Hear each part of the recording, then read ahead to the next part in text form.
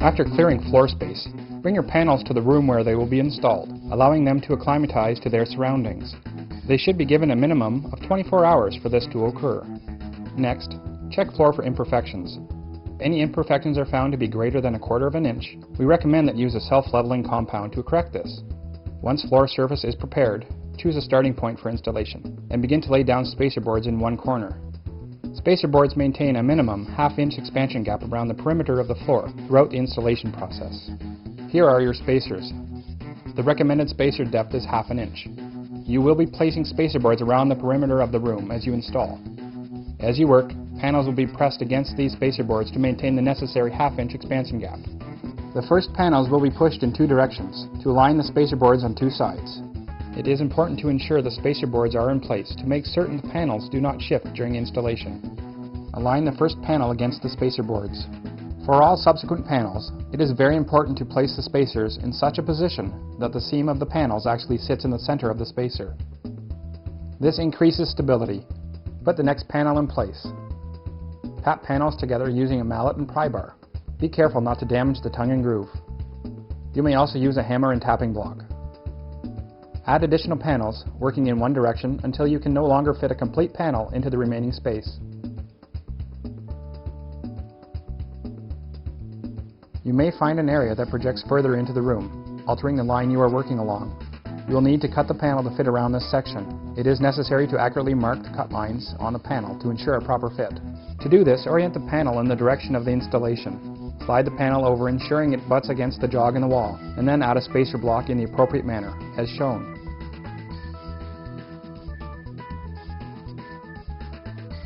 To mark the other axis, slide the panel into the corner and mark it as shown. Don't forget to use a spacer block.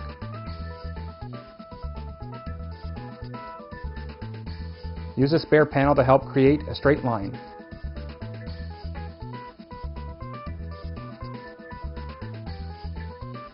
Cut the panel. It is recommended that panels be cut outside to minimize dust in the installation area.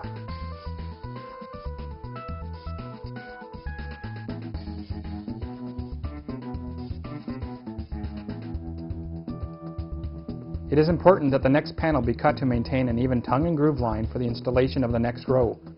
To do this, place a panel as though it were part of the second row. From this simulation, it is now possible to accurately measure the depth of the piece that will fit snugly against the jog in the wall. You will need to use a spacer block. Place the block against the wall and measure. It is important to measure the center and both ends of the panel, as the wall may have slight imperfections, creating an uneven line. Mark the 3 measurement points on the panel you will be cutting and use an additional panel to draw a straight line connecting these points. If you choose to measure without the spacer block, remember to subtract 1/2 inch from your measurement before marking the panel.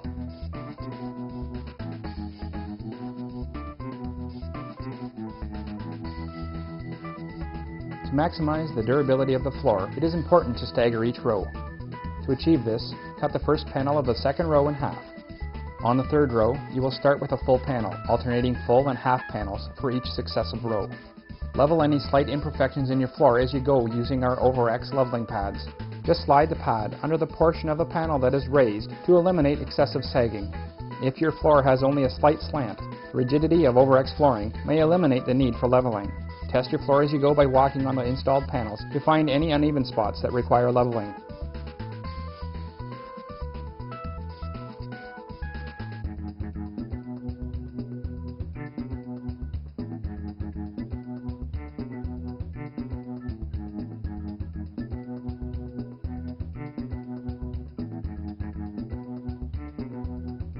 Once your installation is complete, panels can be covered with engineered hardwood, cork flooring, click-fit tile, laminate flooring, or carpet.